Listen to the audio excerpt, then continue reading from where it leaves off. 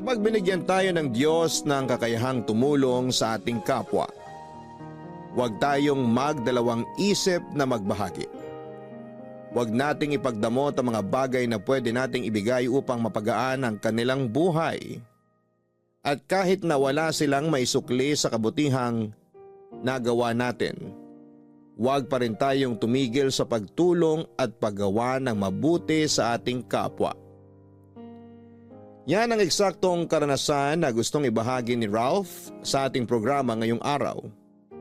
Umaasa siya na sana'y kapulutan ng aral at inspirasyon ng mga kabarangay natin ang kanyang kwento. Sapagkat ito ay hindi lang tungkol sa pagtulong sa mga nangangailangan, kundi may tamang pagtulong na hindi ka maaabuso. Gusto mo na bang makarelate sa kanya? Tunghayan natin ang kanyang storya sa mga kwento ng pag-ibig, buhay at pag-asa sa nangungunang Barangay Love Stories. Dear Papa Dudut, good day sa inyo at sa mga kabarangay natin na kagaya kong fan na fan ng Barangay Love Stories. Ako nga pala si Ralph, 32 years old, may coffee shop business dito sa Quezon City at nagtatrabaho pa rin bilang virtual assistant sa gabi. Bata pa lamang ay pangarap ko na talagang magkaroon ng negosyo. At sa edad kong ito ay wala pa akong sariling pamilya dahil hindi ko pa naman yon prioridad. Sabi ng mga kaibigan ko, mag-girlfriend na raw ako o di kaya ay dumiretso na sa pag-aasawa. Pero lagi ko lang silang sinasagot na busy pa ako sa pagpapayaman. Ang totoo ay dayo lang naman ako dito sa Quezon City at tubong General Santos City talaga ang aming pamilya. Mahirap lang ang buhay namin noong araw kaya nangarap ako na makapagtapos ng pag-aaral para umasenso. Lagi kasing sinasabi sa akin ni nanay at tatay na wala silang ibang maipapamanang kayamanan sa amin ng ate ko, kundi ang edukasyon lang. Kahit na mahirap lang kami ay masasabi kong ginapang ng aming mga magulang ang pag-aaral namin. Jeepney driver ang tatay namin at ang nanay naman namin ay tumatanggap ng mga labada. Masinop din sila sa pera kaya kahit papaano ay may naitatabi sila para sa pag-aaral namin. Kaso ako lang ang nakatungtong sa kolehiyo at nakapagtapos sa aming dalawa ng ate ko. Matapos niyang maagang nag-asawa at nagkaanak. Para makatulong sa mga magulang namin, nag-working student ako bilang tauhan sa isang computer shop sa lugar namin para matustusan ang pangbaon ko sa eskwelahan. Ginagawa ko yon tuwing uwian namin sa hapon hanggang alas 12 ng madaling araw. At kahit na nakakapagod at nakakapuyat ay proud akong nairaos ang kurso kong Marketing Administration. Nung graduate ako sa college ay nagtrabaho ako sa isang private company sa Davao ng 1 taon. Pero nangarap ako na makaluwas sa Maynila dahil pakiramdam ko mas marami at malaki ang opportunity na naghihintay sa akin doon. Kaya nga kahit ayaw ng mga magulang namin ay sinuportahan pa rin nila ang desisyon ko. Taong 2015 sa edad na 22 ay nakarating ako sa Quezon City. Nagkataon kasi na may inaplayan ako ritong trabaho na nangangailangan ng relokasyon kaya sinamantala ko na. Tumagal din ako sa naturang kumpanya ng 5 taon bago nag-pandemic kung saan ay kasama ako sa mga inalis sa trabaho. Pero hindi ako nawalan ng pag-asa at naghanap kaagad ako ng ibang mapagkakakitaan. At doon ako napunta sa mundo ng pagiging virtual assistant. Habang nagsisimula akong bumangon ng mga panahong yon, ay tumindi naman ang kagustuhan ko na tuparin ang matagal ko ng pangarap na magkaroon ng negosyo na natupad naman taong 2023.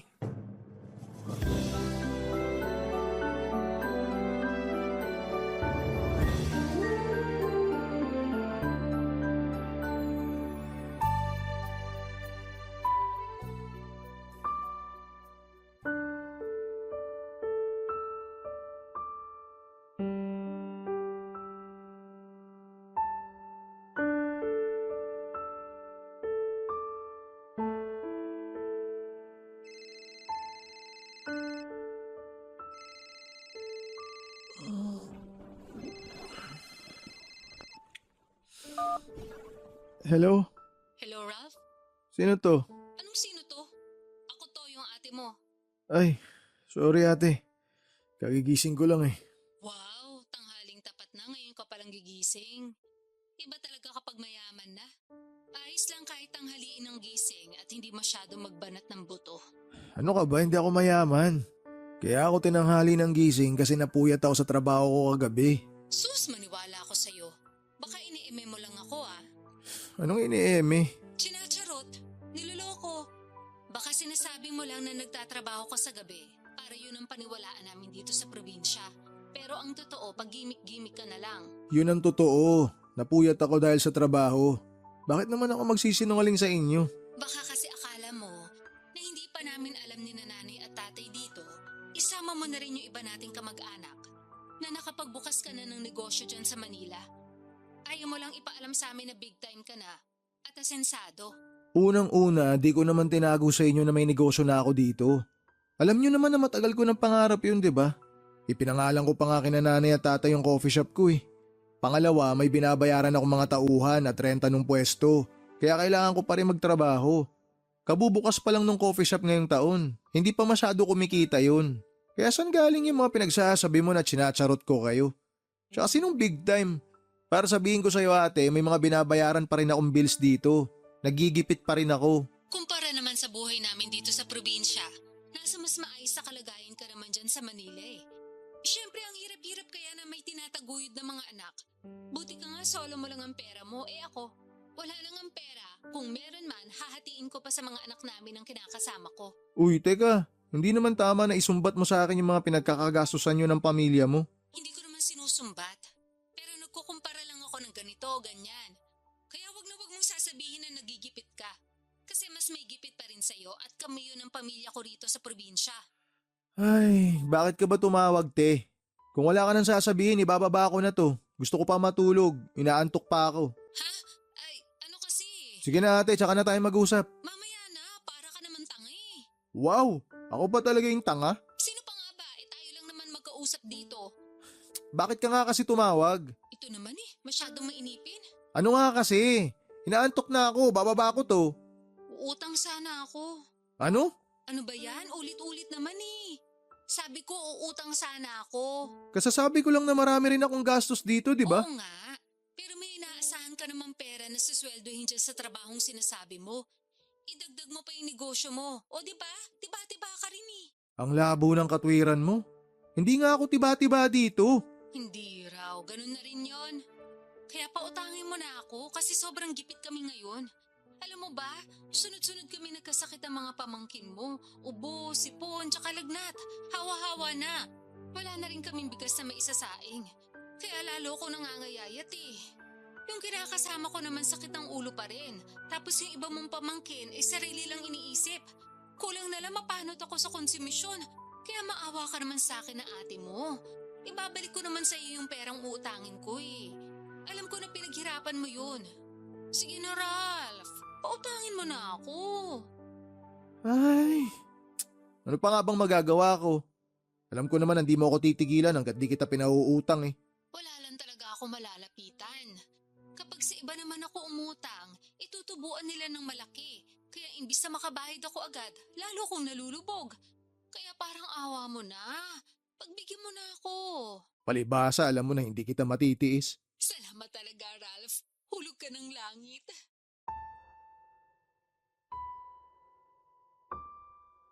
Papadudot ka isa-isang kapatid ko ang ate kong ito.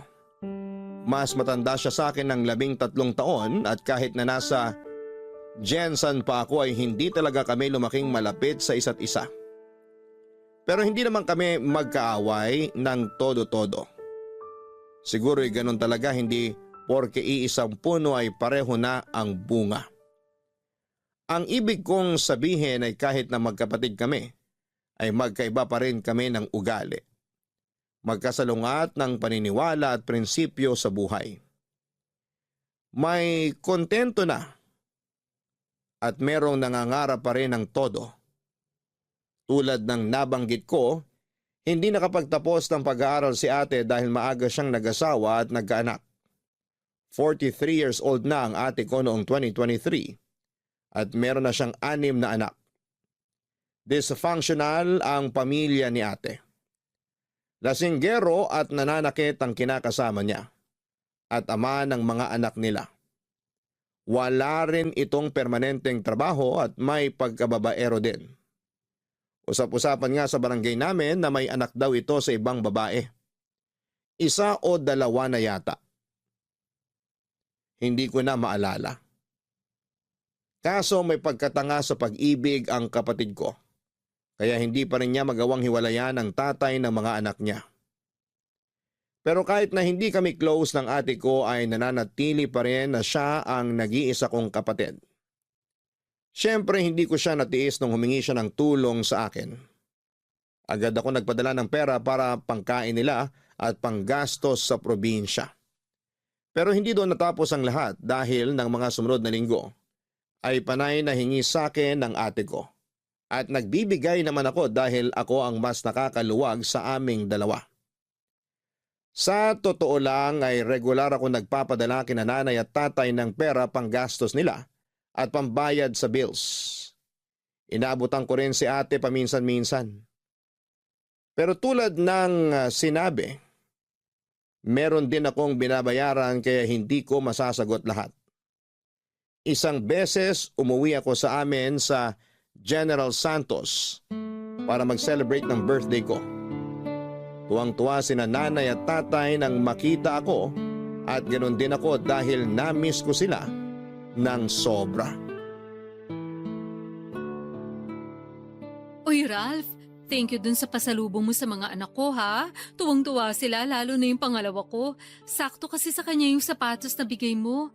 Tagal niya na gusto magkaroon ng bagong sapatos, pero hindi naman siya makaipon kahit may trabaho kasi mas inuuna pa yung uminom kasama mga barkada niya. Ewan ko ba sa batang yun, mana sa tatay? Naku ate, mahirap yan. Magiging bisyo yan, katagalan. Yun na nga ang paulit-ulit kong sinasabi, kaso matigas ang ulo. Hindi na raw siya bata para pagsabihan ko pa, kasi alam naman daw niya yung ginagawa niya. Ilan taon na ba ulit yung pangalawa mo? 24. Sunod-sunod lang naman yan sila. 25 na yung panganay ko, tapos 20 anyos naman yung bunso. Si Janice yung nag-aaral, tama, di ba te? Siya na lang yung nag-aaral sa mga anak mo? Oo, patapos na siya ng senior high school ngayong taon. Buti mayroon pa sa mga anak mo na desididong mag-aral, na gusto makapagtapos. Akala ko lahat sila gusto na magtrabaho eh. Tapos yung iba nagtatrabaho nga, pero hindi pa rin regular na nakakatulong sa bahay. Kumbaga, palaasa pa rin kesyo maliit lang naman daw ang sweldo nila at pansarili lang madalas. Ang hirap din pala ng sitwasyon nyo, ate. Mismo. Kaya pasensya ka na talaga kung panay utang ako sa'yo, ha? Bumubuelo pa lang din ako ng pambayad, kaso kapag nakakahawak ako ng pera, nagagastos ko rin. Siyempre, alangan di kami kumain, kawawa naman kami. Ay, buti ka pa nga, wala ka pang anak. Kaya sa'yo lang napupunta yung sweldo mo. Marami rin akong pinagkakagastusan, kaya hindi ko rin nasusolo yung sweldo ko. Nasabi ko lang naman yun kasi tingnan mo ko. Naturing nga maraming anak pero karamihan pulpol at hindi naman maaasahan. Parang ang malas-malas ko sa mga anak ko. Kung alam ko lang na magiging suwail sila at palasagot sa akin pagtanda, aba, sana pinalaglag ko na lang sila nung buntis pa lang ako. Ano ba mga pinagsasabi mo dyan, ate? Matakot ka nga sa Diyos. Wala na akong kinatatakutan kasi naranasan ko ng magutom at maghirap ng todo-todo. At saka kung totoong may Diyos, bakit ganito kamiserable ang buhay namin? Bakit di ako binigyan ng mga anak na hindi ko naman pala makakatulong sa buhay? Pati na rin kinakasama, sakit sa ulo. Sakit din sa bulsa dahil wala ring maayos na pinagkakakitaan. Pero di ba choice mo naman yan? Anong choice ko? Na magrebelde kina nanay at tatay nung araw. Hindi ka pumapasok sa eskwelahan para makipagkita ka sa boyfriend mo noon. O at least kayo'y nagkatuluyan ngayon. Di ba mas ginusto mo naman na mag-asawa na lang agad kesa magtapos ng college? Kasi ang dahilan mo gusto mo na lang magtrabaho. Inaani mo lang yung mga tinanim mo noon. Sobra ka naman. Nakaraan na yun eh. Bakit ang hilig mo pang ungkatin? Hindi ko naman inuungkat. Sinasabi ko lang. Kasi nagawa mo pang sisihin ng Diyos sa maling choices mo sa buhay. Eh ikaw naman lahat na may kasalanan kung tutuusin. Oy. Grabe ka na talaga sa akin ha. Baka nakakalimutan mong ate mo pa rin ako. At 13 taon pa rin ang tanda ko sa'yo. Hindi porket nakapagtapos ka ng pag-aaral, may sariling negosyo at asensado, may karapatan ka ng panghimasukan ng buhay ko. Buhay ko to, choice ko to. Kaya nga, alam ko, buhay mo yan, choice mo yan. Sorry, pero nagsasabi lang naman ako ng totoo. Pumreno ka pa rin kasi nakakasakit ka na eh. Ikaw nga hindi kita pinakikialaman sa mga choice mo. Oo na, sige na, pepreno na sa susunod. O mabalik tayo kay Janice. Yung bunso ko, alam mo, pangarap niyan makapagkolehiyo. Kaso wala naman kaming pantustos sa pag-aaral niya. Sabi nga ng ama niya, tumigil na siya sa pag-iilusyon na makakapagtapos pa sa college.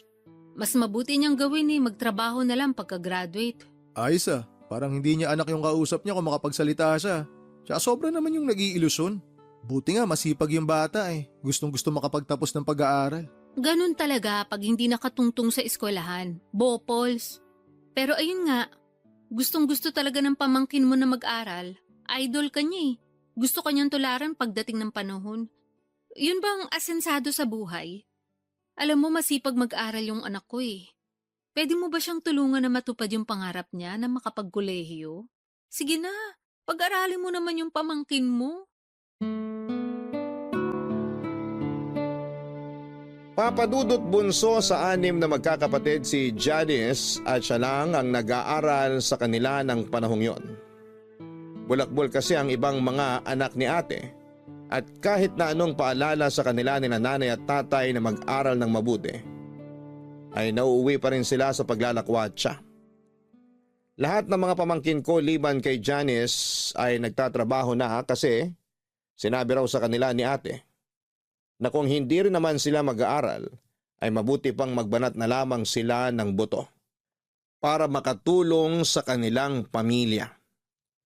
Kaso hindi ko akalain na may mas ilalala pa pala ang iba kong mga pamangkin. Ramdam ko ang stress ng ate ko pero naisip ko na ganon din naman siya noong kabataan niya sa mga magulang namin. Sa kabila ng lahat ay napag-isip-isip ko rin na butit meron pa rin kahit isa sa mga anak ni ate ang interesado at porsigidong mag-aral at yun nga si Janice. Kaya hindi na ako nagdalawang isip na tulungan siya. Papadudot kong ilalarawan ko ang pamangkin ko ay masasabi kong mahiyain siya at matipid magsalita. Ganon daw talaga ang ugali niya ayon sa ate ko. Nang dumating nga ako sa amin ay mabibilang ko lamang sa mga daliri ko sa kamay ang pagkakataon na nag-usap kami. Puro pa yun small talk tulad ng maiksing kumustahan lang. Pero naiintindihan ko naman dahil noon lang din kami nagkita, Papadudot. Sa kabila ng lahat ay noobserbahan ko ng mabuti si Janice at base naman sa nakita ko ay desidido talaga siya na makapag-aral. Bukod doon ay lagi rin siyang binibida sa akin ng ate ko. Kaya naman habang tumatagal ay mas nakumbinsi ako na tulungan ang pamangkin ko na makapag-aral. Hindi naman ako mayaman pero sa aming dalawa ni ate ay ako ang mas nakakaluwag. Turo sa amin ng aming mga magulang na tumulong, lalo na kung meron kaming kakayahan. Kaya bago ko bumalik sa Maynila, ay nagabot ako ng pera sa ate ko, pang-enroll ng aking pamangkin.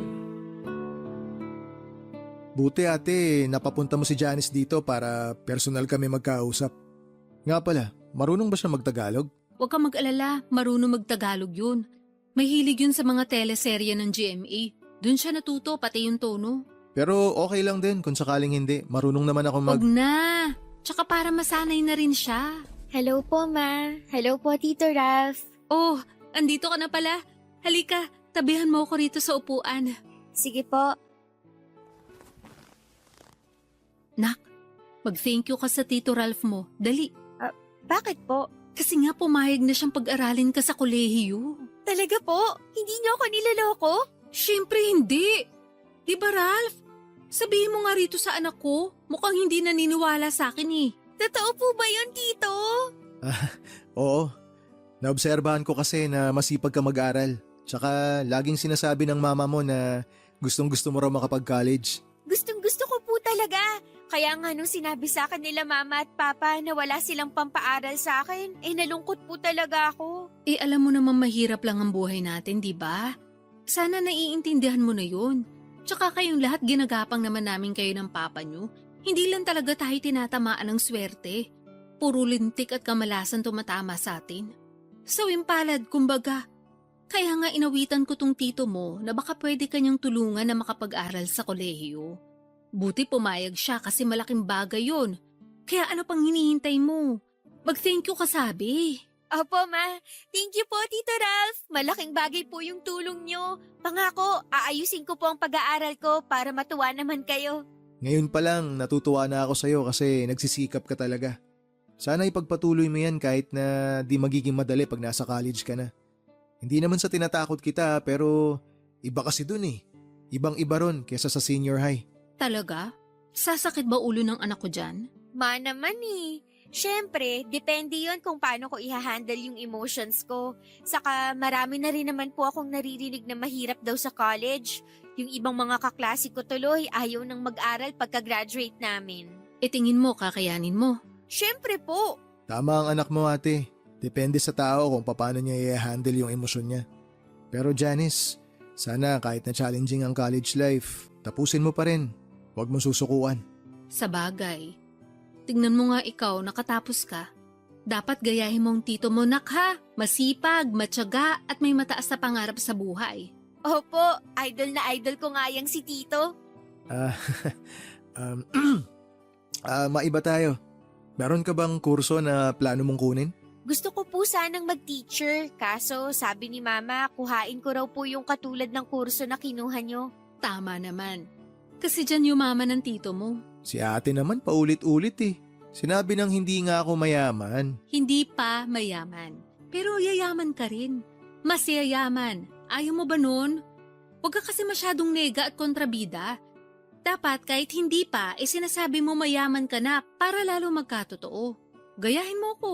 Lagi kong sinasabi sa mga kamag-anak natin na maayos ang pamilya namin ang kinakasama ko.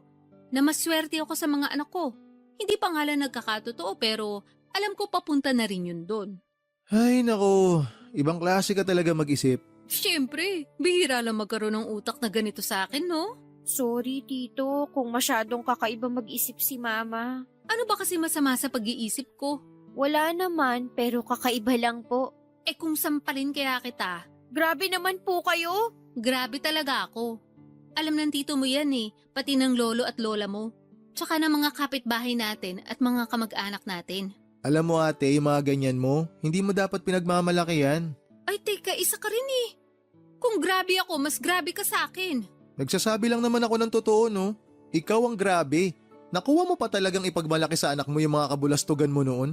Tama naman sinabi ni Tito, kaya wag niyo na po siyang pagdiskitahan, Ma. Ay naku, pinagtulungan niyo pa ako magtito. Nakakainis kayo ha. Lo, si Mama. Akala mo naman susuyuin namin siya. Papadudot masayang-masaya si ate sa perang ibinigay ko para makapag-enroll sa college si Janice. Dinagdagan ko pa yon ng sobra para may pambili ng uniform at gamit sa eskwelahan ang pamangkin ko. At nagdagdag ulit ako matapos sumirit ni ate. Pero aminado ako na nagipit ako ng kaunti dahil sakto na lamang pamasaya at allowance ko pabalik sa Maynila ang perang natira sa akin. Kinailangan ko patuloy galawin ang savings ko at mag-withdraw para meron akong extra money. Sa awa naman ng Diyos ay nakauwi naman ako ng matiwasay sa nirerentahan kong apartment sa QC. Fast forward. Nakagraduate na sa senior high school si Janice at inimbitahan ako ng ate ko na pumunta sa graduation ceremony niya. Pero hindi ako nakauwi dahil marami akong trabaho na mapipending at busy rin ako sa negosyo ko. Pero nag-send naman si ate ng picture ni Janice sa messenger. Nakuha nung graduate siya, kaya masayang-masaya pa rin ako. Nag-reply ako ng congratulations sabay hirit ni ate na kung pwede raw regaluhan ko ang pamangkin ko kasi wala naman daw itong natanggap na graduation gift. Pero wala naman akong maisip na pwedeng iregalo para kay Janice kaya sa huli pinera na lamang ni ate. Siya na lang daw ang bibili ng regalo para sa anak niya at sasabihin niyang galing sa akin. Mabilis na lumipas ang isang buwan, isang hindi inaasahang tawag ang natanggap ko mula sa pamangking kong si Janice Papadudut.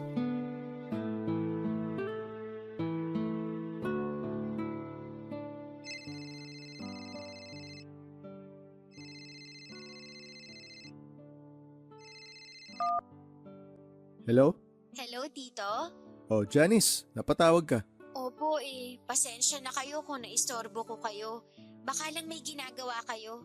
Wala naman akong ginagawa. Bakit ka napatawag? Nahihiya po ako pero wala na akong choice kundi lumapit sa inyo at magsabi. Anong problema? May nangyari ba? Opo, meron po. Ayaw nga sabihin ni Mama kasi baka raw magalit kayo kaso kasalanan naman niya. Sige na, sabihin mo sa akin. Ano ba yun? Tungkol po yun sa pag-aaral ko sa college. May nahanap na nga akong university na papasukan ko. Kaya lang, atrasado pa po ako kung makakapag-enroll ako on time. Anong ibig mong sabihin? Paanong atrasado? Di ba nag-iwan na ako sa mama mo ng perang pang-enroll mo bago ako bumalik dito sa Manila? Yun nga po, kaso nagastos ni Mama yung pera. Ano? Nagastos niya? Sorry po, ayaw nga niyang ipasabi sa inyo kasi baka raw magalit kayo. Gagawa na lang daw po niya ng paraan kaso hanggang ngayon wala pa siyang nauutangan. Malapit na po yung enrollment ko. Natatakot ako na baka hindi matuloy pag-aaral ko tapos magalit kayo sa amin. Teka, sandali. Ano munang ginawa ng mama mo dun sa perang binigay ko na pang-enroll mo sana? Pinanghanda niya po nung graduation ko. Tapos nagastos niya lahat yung pera? Ganun na nga po. Tuwang-tuwa kasi siya dahil may nakagraduate na raw sa pamilya. Proud na proud siya sa akin. Nagpalitsyon po siya at kulang na lang pakainin niya yung buong barangay. Hindi ko lang po akalain na mauubos niya pati yung pera na pang-enroll ko.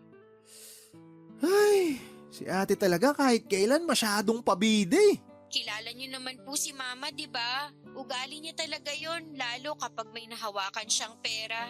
O tapos ngayon, mamomroblema kayo. Pati ako damay pa rito. Nagalit nga po ako sa kanya, pero sabi niya, wag ko na raw sabihin sa inyo kasi gagawa na lang niya ng paraan. Kaya lang, wala pa raw pong nagpapautang sa kanya eh. Tapos malapit na nga ang enrollment ko. Di bale, huwag ka na mag-alala. Pwede naman kitang bigyan ulit ng pang-enroll mo eh. Pero gusto ko ikaw na humawak ng pera. Napakabulagsak kasi talaga ng mama mo eh. Nakakabuwisit. Opo, Tito. Sorry po ulit kasi nadoble pa yung gastos nyo. Hiyang-hiya po ako pero wala naman po akong malapitan. Hayaan mo na yon. Na-appreciate ko nga na nagsabi ka sa akin. Tama rin na nilapitan mo na ako agad.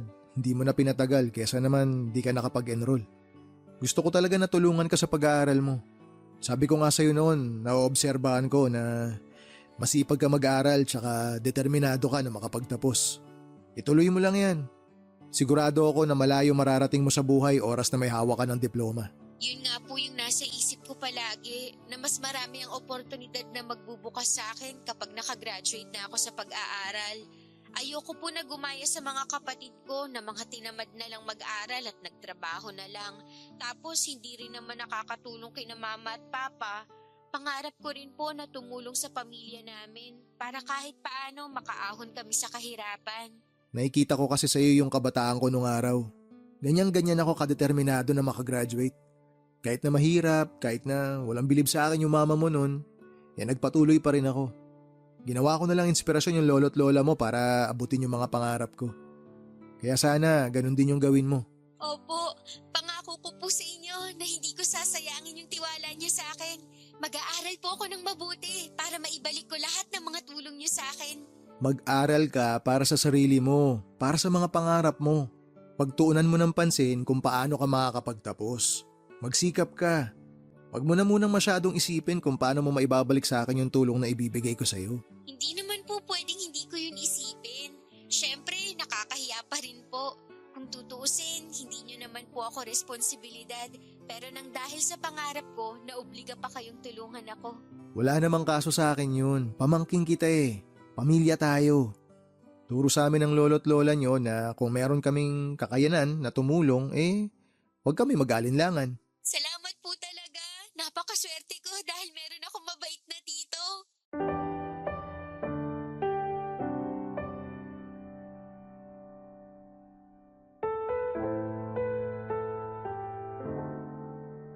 Papadudot, gano'n na lamang ang gulat at pagkainis ko kay ate nang malaman ko mula mismo sa anak niya kung ano ang ginawa niya sa perang nakalaan para sa enrollment, pambili ng gamit at uniform ng pamangkin ko. Pero pinigilan ko pa rin ang sarili ko na magalit dahil ayokong ipakita kay Janice. Ayoko matakot siya sa akin kaya naman kinontrol ko ang aking emosyon. Sa halip ay huminga na lamang ako ng malalim at nagbilang ng 10 sa isipan ko para kumalma.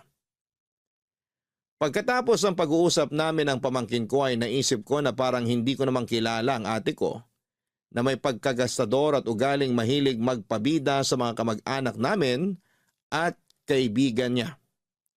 Kaya nga hindi siya nakakaipon dahil mahilig siyang bumili ng kung ano-ano.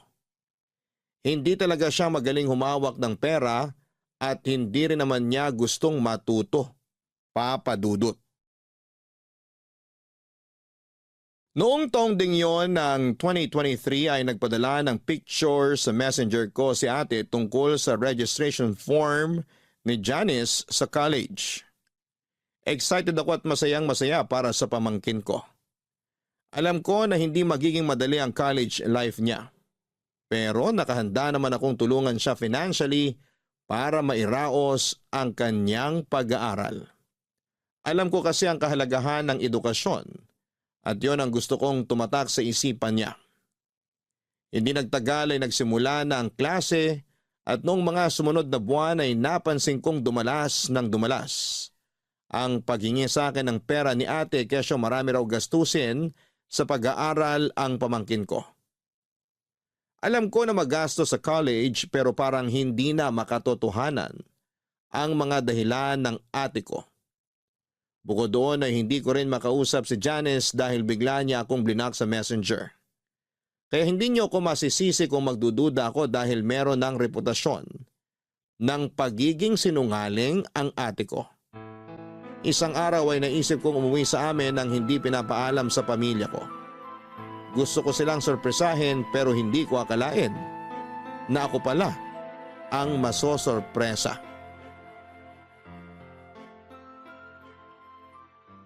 Kung di pa ako umuwi rito, di ko pa malalaman na buntis na pala si Janice. Pwede bang hinaan mo lang ang boses mo? Mamaya marinig ka ng mga kapitbahay natin, edi na chismis pa tayo. Buti pa sa mga kapitbahay may hiya ka, pero sa akin wala. Sobra ka namang magsalita. Bakit? Totoo naman eh. Sige nga, ipaliwanag mo. Kung may hiya ka talaga sa akin, kailan mo planong sabihin na buntis na pala yung anak mo? Sasabihin ko rin naman sa'yo, kaso bumubuelo pa ako eh. Baka magulat ka eh. Malamang, magugulat talaga ako. Sabi huwag kang sumigaw, natuturete ako sa'yo eh. Sa anak mong nabuntis, di ka natotorete? Dapat nag-aaral siya. Di sayang na ngayon yung pagkakataon. Imbis na makakatapos siya ng college, mag-aalaga na ng bata kasi nga magiging nanay na. Yun nga, hindi ko na nasubaybayan. Meron pala nakamabutihan dun sa eskwelahan. Tapos ayan na nga yun nangyari. Dapat kasi nabantayan mo yun. Paano ko malalaman yun? Sige nga. Bakit akong tinatanong mo? Dapat tanungin mo yung sarili mo. Kakausapin ko yung anak mo. Sa susunod na lang, stress yung anak ko eh. Huwag mo nang dagdagan. Ha? Paano siya na-stress? Ginusto niya yan tapos stress siya ngayon? Hindi kasi siya pinanagutan nung nakabuntis sa kanya. Tinakasan siya nung mokong na yun nung sinabi niyang buntis siya. Ay, anak naman talaga ng teteng oh. Kaya nga palipasin mo na. Sa susunod mo na lang kausapin pero wag mo namang pagalitan. Kawawa naman yung anak kong yun, baka mapano. Alam mo, kasalanan mo talaga lahat to ate. Paano ko naman naging kasalanan? Kasi masyado mong kinukonsinti yung anak mo. O yan tuloy kasi naging masyado kang maluwag. Naging masyado kang pabaya. Baka nakakalimutan mo na 20 anyos na siya, hindi na siya teenager. Tinan mo kung gaano kabaluktot yung katwiran mo. Rason na pala ngayon yun. Porke 20 na, pwede na magbuntis. Pwede na maging ina. O ibabalik ko sa iyo yung sinabi mo. Baka nakakalimutan mo ate. Ako ang nagpapaaral sa anak mo. O paano ngayon yun? Di hinto siya sa pag-aaral. Tungkol sa bagay na yan. O bakit ka natigilan dyan? Ituloy mo yung sasabihin mo. Ang totoo, tumigil na si Johnny sa pag-aaral eh. Ayaw na raw niyang pumasok, gawa ng nahihiya na siya sa mga kaklase at propesor. Ano? Tumigil na pala yung anak mo sa pag-aaral eh. Ba't tuloy-tuloy ka pa rin sa paghingi ng pera sa akin? Sinasabi mo para sa pang-aral niya. Kasi nga, Bumabwelo pa ako kung kailan ko sasabihin sa'yo yun nangyari. Tapos sabi ng pamangkin mo nahihiya daw siya sa'yo. Kaya ka nga niya blinak sa messenger ba yun? Nakita raw niya na marami kang chat sa kanya kaya nataranta siya. Natakot din siya na magalit ka sa kanya. Siyempre, magagalit ako sa kanya, pati na rin sa'yo. Ilang beses nyo na ako niloko? Binibilog nyo lagi yung ulo ko? Kakapal na mukha nyo? Sobra ka naman. Para naman sa pamangkin mo yung pera na hinihingi ko sa'yo. Sa palagay mo, saan ko kukunin yung pera na panggastos sa check-up at mga kailangan sa pagbubuntis ng pamangkin mo? Kung makapagsalita ka naman, akala mo hindi ka nakakasakit ng damdamin? Nasasaktan ka. Kasi masasakit yung mga naririnig mong salita sa akin. Ako, ano kayang nararamdaman ko ngayon? Ang hirap kasi sa'yo, damdamin mo lang yung palaging mahalaga eh. Nangyari na nga kasi. Buntis na yung anak ko. Ano pa bang gusto mong gawin ko? Gusto mo ba na ipalaglag na lang natin yung dinadala niya? O tapos ngayon hihiritan mo ako ng ganyan. Para ka naman tanga ate. Kilabutan ka nga sa mga sinasabi mo. Ikaw lang naman iniisip ko. Mukhang apektado ka sa nangyari. Ako nga na nanay niya kalmado lang. Iba talaga pag intindi mo sa mga bagay-bagay, no? Hindi mo talaga makuha kung saan ako nanggagaling? Kung bakit ako ganito ka-apektado? Sige nga, ipaintindi mo sa akin. Sige, ipapaliwanag ko sa'yo para makuha mo. Apektado ako kasi naniwala at nagtiwala ako kay Janice na mag-aaral siya ng mabuti dahil may pangarap siya na makapagtapos. Yun din yung lagi mo sinasabi sa akin eh, di ba? Na masipag yung anak mo, na gusto niyang umasenso, kaya gusto niya makapag-college. Na ako ang naglalabas ng pera sa lahat ng pangangailangan niya. Mula pang matrikula hanggang sa baon niya, ako ang nagpapadala. O tapos ano nangyari? Nabuntis siya. Nagpabuntis siya. Oh, sana naman ngayon gets mo na kung bakit ako ganito kaapektado. Ang akin lang naman, tanggapin na natin kasi nandyan na yan. Tama ka. Tanggapin na lang. Nandyan na eh. Pero tanggapin nyo rin na desisyon ko na hindi kayo tulungan. Aba, sobra ka naman. Parang hindi mo kami pamilya. Papa Dudut, hindi ko akalain na ako ang masosorpresa sa pag-uwi ko sa amin sa Jensan. Noong nalaman kong buntis ang pamangking ko at tuminto na pala sa kanyang pag-aaral. Bale hindi nga niya natapos ang unang semestre pero pinalabas ng ate ko na pumapasok pa rin siya sa eskwelahan para patuloy na makahingi ng pera sa akin. Kaya pala ibang kutob ko ng mga panahong yon. Buti na lamang nakinig ako sa instinct ko na umuwi sa amin para malaman ang katotohanan. Magaling din kasing magtago ang ate ko kaya wala ring kaideya-ideya ang iba naming kamag-anak pati na sina nanay at tatay. Sobrang dismayado nga nila nung malaman ang nangyari pero sa huli ako pa rin ang pinalabas na masama ng ate ko matapos ako magdesisyon na tumigil na sa pagpapadala ng pera sa kanila. Sobra din ang pagkadismaya at frustration ko kay Janice kasi akala ko ay iba siya sa mga kapatid niya. Pero sa huli mukhang mas masahol pa siya dahil sa ginawa niya. Habang nasa probinsya ko ay ilag sa akin si Janice. Pero kitang-kita ko na walang pagsisisi ang pamangkin ko at mukhang nasa loob lang pala ang kulo niya. Sa huli nang nakabalik na ako sa Maynila ay nalaman kong pinagkalat ng ate ko sa iba naming kamag-anak na masama ang ugali ko porque nakakaangat na ako sa buhay. Pero dahil sa malayo naman ako ay pinilit kong huwag magpaapekto. Mabilis na lumipas sa mga buwan at nalaman ko na nanganak na si Janice at laking gulat ko nang binalita sa akin ni nanay na kinuha pa akong ninong ng anak ng pamangkin ko. At imbitado pa talaga sa binyag noong baby. Ayoko sanang pumunta pero hindi na ako nakatanggi sa pakiusap ng nanay at tatay namin. Taong 2024 nang umuwi ulit ako sa Jensan para umaten sa binyag ng anak ni Janice. Buti naman, umuwi ka dito sa atin sa probinsya para umattend ang binyag ng baby ni Jen. Wala naman ako magagawa eh. Ayoko sana pero pinilit ako ni nanay at tatay. Ito naman, parang hindi mo naman apo yung baby. Baka nakakalimutan mo, kadugo mo yun. Pamilya tayo. Tsaka pinangalan nga sa inyo anak niya eh, Ralph Adrian. O di ba? Magandang pakinggan. Hindi naman tungkol sa baby ni Janice yung rason kaya ayoko munang umuwi dito eh. Baka nakakalimutan mo. Siniraan mo ako sa mga kamag-anak natin. Pinagkalat mo na masama ugali ko dahil tumigil ako sa pagbibigay ng pera sa inyo. Salamat sa iyo hanggang ngayon ang sama ng tingin sa akin ng ibang kamag-anak natin. Yung kinakasama mo nga pinandilatan pa ako ng mata nung magkita kami kanina eh.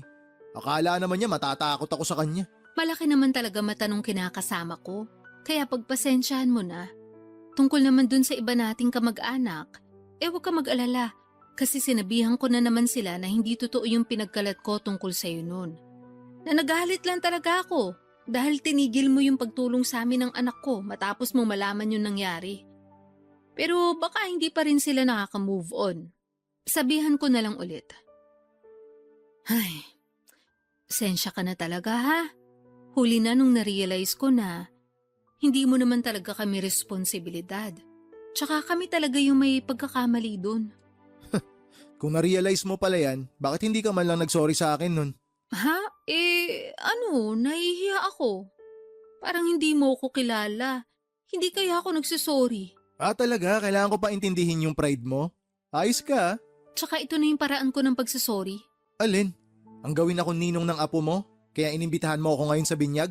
Oo, ayaw mo ba nun? Kilala kita. Nagawa mo na akong lokohin nun para makahingi ka sa akin ng pera.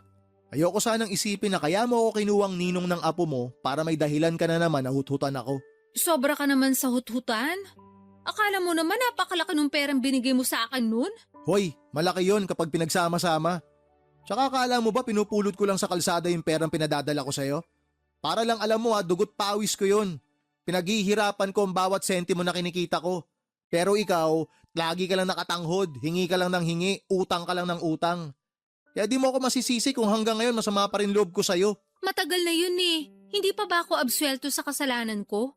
Parang hindi ako ate ah. Huwag ka namang ganyan. Ayos hiningi mo pa na irespeto kita bilang ate. Pero ako nga hindi mo ako matrato na parang kapatid. ATM ang tingin mo sa akin na magluluwa ng pera tuwing may kailangan ka. Nasasabi mo lang yan kasi mas maluwag pasok ng pera sa'yo kaysa sa akin. Pero pag ikaw nasa posisyon ko, sigurado maiintindihan mo na kahit mali magagawa ng isang nanay para sa mga anak niya. At saka nagsisi naman na yung anak ko ah. Sa lagay habang buhay mo na lang ba siyang pag-uusigin? Hindi ako galit sa anak mo. Mas galit ako sa'yo. Sa anak mo, dismayado ako. Di siya naging maingat. Matagal na nga yun, huwag ka namang ganyan. Kung makapagsalita ka parang hindi ka nagkakamali ah. Hoy, kung usapang pagkakamali, hindi dapat ako tinatanong mo. Tanungin mo dapat ang sarili mo. Sinikap ko talaga na hindi gumaya sa'yo, na mag-asawa ng maaga at magkaroon agad ng pamilya. Edi ikaw ng perpekto. Hiyang-hiya naman ako sa'yo. Ewan ko sa'yo ate, wag mo na nga ako pinagkakausap. Tumatanda kang paurong. Kailan ka kaya magmamature? Excuse me, matured na ako no? Talaga? Asa ka? Nakakasakit na talaga ng damdamin yung mga sinasabi mo sa akin ah. Yan, buti naman nasasaktan ka. Ibig sabihin, hindi ka pa manhid. Tsaka wag mo asahan na magsusorry ako sa'yo. Di ka nga marunong magsorry. Ay, sige na, alis na ako. Doon na ako kina nanay. Pagod na ako. Sandali lang naman. Ano ba yun? Huwag ka munang umalis. May sasabihin pa ako. Sabihin mo na yung sasabihin mo. Gusto ko na umuwi. Papadudot, gusto ko sanang maging casual lang ang pakikitungo ko kina ate at sa pamangkin ko noong umuwi ako sa Jensan. Pero bago ko humarap sa kanila ay nakiusap ang mga magulang namin na magbati na kami. Sinabi ni nanay na patawarin ko na raw si ate dahil nagawa lang naman niyang lokohin ako. Kasi desperado siya na makahingi ng pera na ginagamit din naman para sa pamangkin ko nung hindi ito panagutan ng nakabuntis dito. Aminado ako na nakonsensya ako nang putulin ko ang pagtulong sa kanila dahil sa galit ko. Kaya nga kahit naiilang pa ako noon nakausapin sina ate at Janice, ay sinantabi ko na lamang ang mga nangyari sa nakaraan. Muli kong binuksan ang puso ko para sa kanila lalo na at magkakadugo kami. Ayoko rin namang magkaroon ng kagalit sa katauhan pa ng sarili kong kapatid at pamangkin. Kaya nga pinakinggan at pinag-isipan ko ang bago nilang hiling sa akin na tulong tungkol sa paghahanap ng trabaho ni Janice sa Maynila. Papa Dudut, pinag-isipan ko ang sinabi ni ate na papasukin ko si Janice sa coffee shop ko. Bagaman wala pang bakante at nag-aalinlangan ako nung una ay tinanggap ko pa rin si Janice para maging barista sa coffee shop ko. Nag-decide ako na sumailalim siya sa training para mas maging handa sa trabaho namin. Noong binalita ko kay ate ang desisyon kong yon ay tuwang-tuwa siya. In fact, excited na siyang paluwasin sa Maynila ang anak niya. Kaso ay meron nga lang isang problema. Wala silang pambili ng ticket sa eroplano para makapunta rito si Janice. Dahil doon ay ako ang nag-sponsor ng plane ticket at binigyan ko rin ng pocket money ang pamangkin ko para makaluwas siya ng Maynila. Nang dumating siya rito ay sinundo ko siya sa airport at kitang-kita ko ang magkahalong pagkamangha at kagalakan sa kanyang mga mata. Paulit-ulit niyang sinasabi sa akin na pangarap niyang makaalis sa probinsya namin at natupad na raw yon nang sa wakas ay nakaapak na siya sa Maynila. Bali ang setup namin ay sa shop matutulog si Janice dahil maliit lang ang apartment ko. May espasyo naman siya doon na magagalawan niya kahit papaano. Hindi na rin naman kumontra ang ate at pamangkin ko sa desisyon kong yon. Since ako naman ang nagbigay ng trabaho kay Janice at ako rin ang magpapasweldo. Hindi nagtagal ay nagsimula na si Janice sa pagtitraining bilang barista sa coffee shop ko. Ipinagkatiwala ko siya sa isa kong tauhan na bihasa sa ginagawa namin at nagsisilbi ko ring team leader. Kaso makaraan lang ang 2 linggo ay meron siyang nareklamo sa akin tungkol sa pamangkin ko.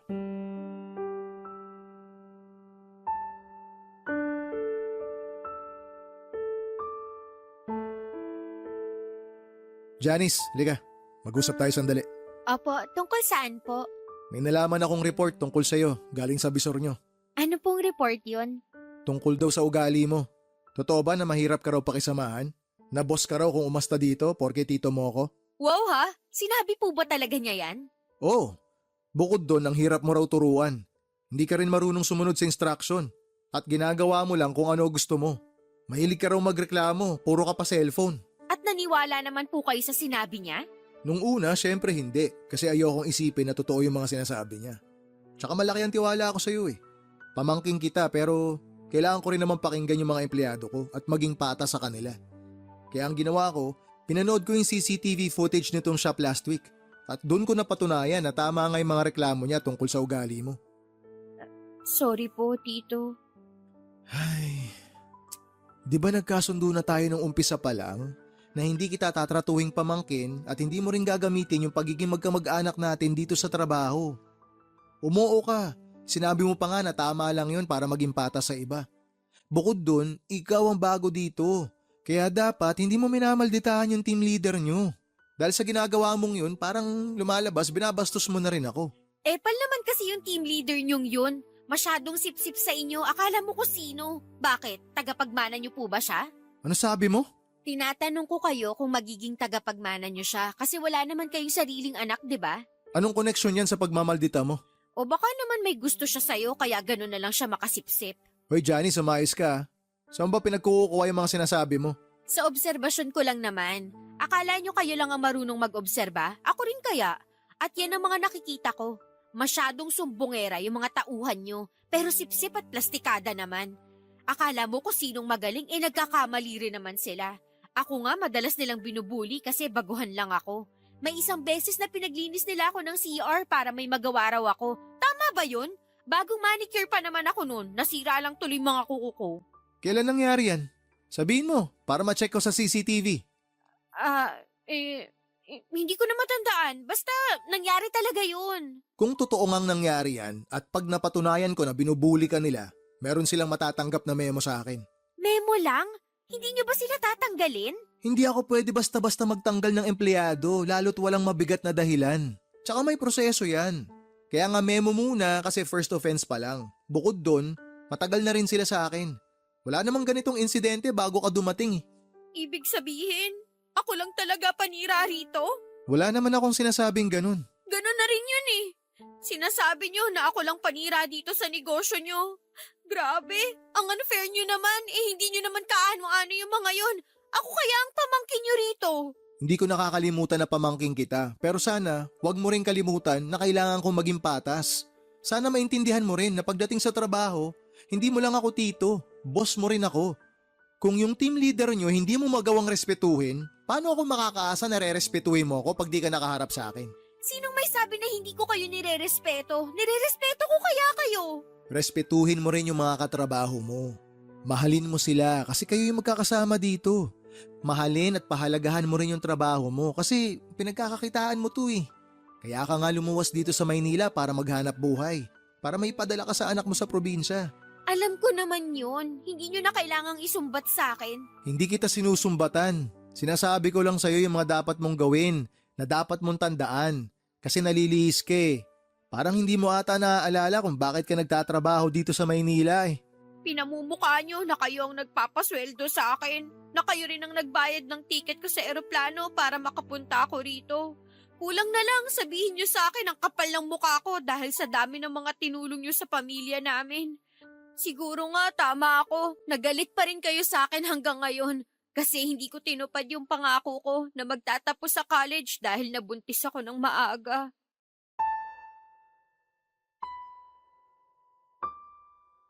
Papa Dudut, hindi ko akalain na may tinatagong ugali ang pamangking ko na noong ko pa lamang nakita.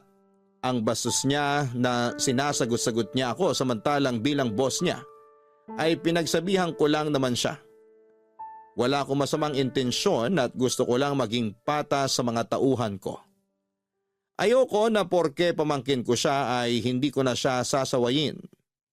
Kaya nga tulad ng sinabi ko ay binalikan ko ang CCTV footage sa shop namin para panoorin at pakinggan ang buong 2 linggong recording ng maghapon na nasa shop sila para hanapin yung sinasabi niyang pambubuli sa kanya. Pero wala akong nakita. Sa halip ay kabaliktaran noon ang napanood at narinig ko. Si Janice talaga ang bully sa mga kasamahan niya at palagi niyang ginagamit na pamangkin siya ng may-ari. Habang tumatagal, lalo pang sumasakit ang ulo ko sa pamangkin ko nang dumala sa mga report na natatanggap ko tungkol sa kanya mula sa mga kasamahan niya. Paladabog daw si Janice.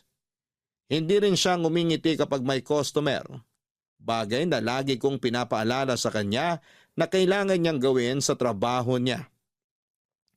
Sa totoo lang ay stress na ako kay Janice dahil parang gusto niyang siya ang masunod sa sarili kong shop. Pero hindi pa pala doon natatapos ang sakit ng ulo ko sa kanya. Nang tumawag sa akin si ate, nagalit kesyo nakarating sa kanya ang balita na pinagsabihan at pinagalitan ko si Janice tungkol sa aming trabaho.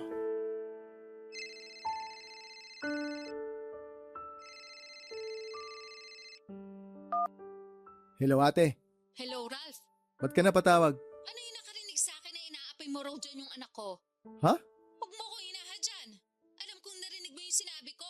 Ano yung pinagsasabi mo? Walang pang-aaping nangyayari dito. Hindi inaapi si Janice sa trabaho. Hindi raw. Ano yung sinumbong sa akin ng anak ko? Sige nga. Hindi ko alam kung ano pinag-usapan niyo. Bakit? Ano ba mga sinumbong niya sa'yo? Sinabi lang naman niya sa akin na binubuli niyo raw siya dyan. Tapos nagsumbong daw siya sa'yo. At mas kinampihan mo pa raw yung iba mong mga tauhan.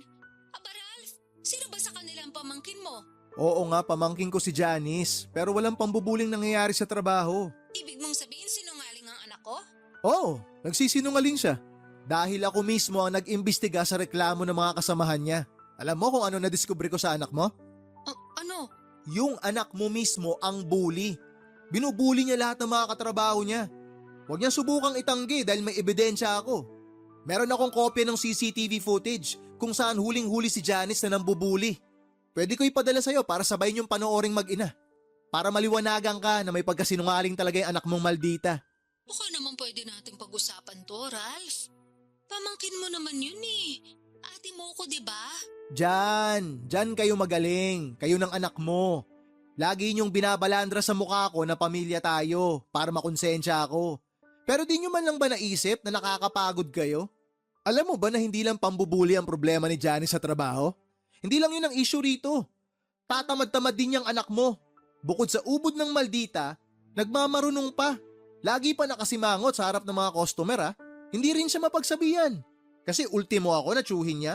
Ganun-ganun na lang kung sagot-sagutin niya eh. O tama ba yon? Tapos ngayon malalaman ko na gumagawa siya ng kwento para malinis ang pangalan niya dyan sa inyo. Tapos palalabasin niya na kawawa siya rito. Ano yun? Para naman akong ginagawang tanga ng anak mo ate. Pagpasensya mo na yung pamangkin mong yun. Hayaan mo, pagsasabihan ko. Nako, hindi na ako aasa na pagsasabihan mo yung anak mo. Tsaka pagpasensyahan? Sawang-sawa na akong pagpasensyahan kayo. Akala ko iba'y hilat siya ni Janice sa'yo eh. Pero mag-ina nga talaga kayo. Parehong-pareho ugali niyong dalawa. Ano namang ibig mong sabihin, ha? Ikaw naman di mo pa nakuha agad. Gusto mo pa ipaliwanag ko sa'yo. Manang-mana sa'yo yung anak mo. Yun ang ibig kong sabihin. Pareho kayong sinungaling, pareho kayong manluloko, pareho kayong manggagamit, pareho ring masama ugali nyo. Aba, hinay-hinay ka sa mga sinasabi mo dyan. Ano maghinay-hinay pinagsasabi mo? Hoy ate, wag mo ako manduhan. Punong-puno na ako sa inyo ng anak mo. Tinulungan ko kayo, pinagkatiwalaan kasi nga tulad ng lagi mong dinadahilan, pamilya ko kayo. Pero anong ginawa niyong mag-ina? Ha? Ano? Niloko niyo ako ng paulit-ulit. Ang nakakatawa dito, nagkuntsabaan pa kayong dalawa. Alam mo sa totoo lang, akala ko tama nakalimutan ko na lang yung atraso niyo sa akin eh.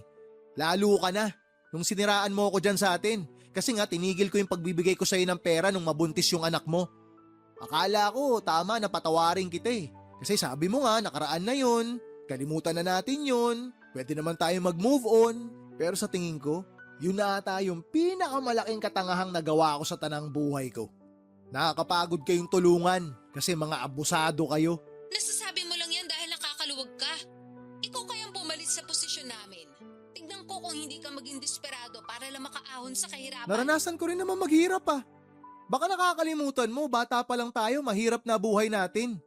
Iisa ang pamilyang pinanggalingan nating dalawa ate. Kaya nga nagsumikap ako eh. Hindi ako tumigil sa pag-abot ng pangarap ko. Inisip ko na isang araw may aahon ko rin ang pamilya natin sa kahirapan.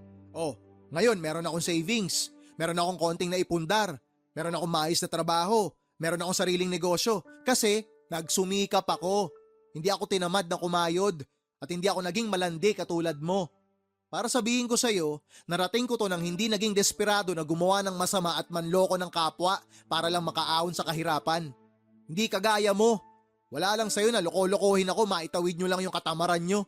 Kasalanan mo talaga eh, tsaka ng baluktot mong katwiran kung bakit naligaw ng landas yung mga anak mo. Dapat ikaw yung gumagabay sa kanila eh. Pero ikaw mismo yung dahilan kung bakit sila napariwara. Grabe ka naman sa mga sinabi mo. Humanda ka. Ipagkakalat ko sa buong barangay natin na masama ang ugali mo. Gawin mo! Sino tinakot mo? Akala mo kakabahan ako dyan sa pagbabanta mo? Di sige, subukan mo. Sa oras na masira yung pangalan ko dyan, ididimanda kita. Gagawin mo yon? Bakit hindi? Hindi ako natatakot sa'yo. Oh, pinagbantaan mo ako, nasisiraan mo ako dyan sa atin. Tapos ngayon sinabi ko na didemanda kita, nagtatanong ka kung gagawin ko ba talaga. Para ka naman tanga kausap ate. Hindi lang kita pinapatulan noon, pero punong-puno na ako sa'yo ngayon. Napagod na ako sa pagtulong sa inyo, napagod na ako sa ugali mo. Kaya wag mo akong tinatakot kung ayaw mong may kalagyan ka. Sige na, bababa ako na to. May trabaho pa ako. Papadudot alam ko na mali na takutin ko si ate, pero ayoko namang isipin niya na palalagpasin ko lang ang ginawa ng anak niya. Saka binigyan ko naman ng tsansa si Janice na ayusin ang ugali niya pero hindi niya pa rin ginawa yon. Unfair sa iba niyang kasamahan na nagtatrabaho ng patas. Kaya nga nag-decide akong tanggalin na lamang siya sa trabaho at pauwiin sa Jensen. Bagay na hindi na nila tinutulan ng ate ko.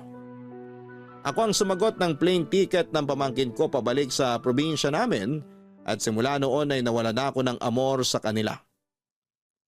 May mga naririnig akong balita tungkol sa kanila mula kina nanay at tatay pero lagi kong sinasabi na wala na akong pakialam. Ang totoo ay meron pa naman pero ayoko nang makialam. Dahil baka makahanap na naman ng opportunity ang ate ko na gamitin ako sa pansarili niyang pakinabang. Pagod na akong tumulong ng bukal sa puso para lang lokohin at gamitin ng pamilya nila. Bagaman hindi ko pa rin naman tuluyang pinuputol ang ugnayan ko sa kanila bilang kamag-anak, mas payapa ang buhay ko kapag limitado ang pakikisalamuha ko sa kanila. Alam ko sa puso ko na ginawa ko ang lahat para tulungan ang pamilya ng ate ko. Kaunting pagsasakripisyo lang naman ang kailangan nilang ipuhunan. Pero tamad sila. Mareklamo at walang tiyaga. Kaya naisip ko na hindi ko na sila responsibilidad. Dalangin ko na lang na may matutuhan sa buhay si ate at ang pamilya niya. Kapag nangyari yon, baka pwede ko pa ulit silang tulungan. Maraming salamat po, Papa Dudut, sakaling mapili ninyong i-area ang storya ng buhay ko. Sana po ay kinapulutan ito ng aral at inspirasyon ng mga kabarangay natin. God bless sa Barangay Love Stories and more power sa inyong istasyon at congratulations po sa mga pagkilala, mga awards na inyong natatanggap. Ang inyong forever kapuso at kabarangay, Dear Papa Dudut, good day po sa inyo at sa lahat ng mga kabarangay na katulad kong avid listener ng Barangay Love Stories. Tawagin niyo na lamang po ako sa pangalang Vito, 33 years old at nagtatrabaho bilang auditor sa isang private company dito sa Quezon City. Sa edad kong ito ay wala pa akong asawa dahil ginugol ko na sa pag-aalaga sa aking nanay na may sakit na demensya ang nakaraang 10 taon ng buhay ko. Kaya lang noong buwan ng August 2024 ay tuluyan nang namaalam ang mahal kong ina. Kaya nga naisipan kong magpadala ng sulat sa inyong istasyon upang ibahagi ang aming kwento na magsisimula noong 20 years old pa lamang ako. Tubong Cainta Rizal kami ng aking pamilya. Single parent si Nanay Cedes at mag-isa niya kaming tinaguyod ng ate Susan ko. Mananahi siya sa isang garment factory sa Taytay. At kahit na mahirap ang aming buhay ay pilit niyang nilakasan ang kanyang loob upang mapag-aral kaming magkapatid. Laging bukang bibig ng nanay na edukasyon lang daw ang kaya niyang ipamana sa amin dahil nga dukha lang ang aming pamilya. Kaya nga naging mukha siya ng pagiging istrikto sa aming magkapatid. Naunahin ang aming pag-aaral at huwag munang magpapamilya, Papa Dudut.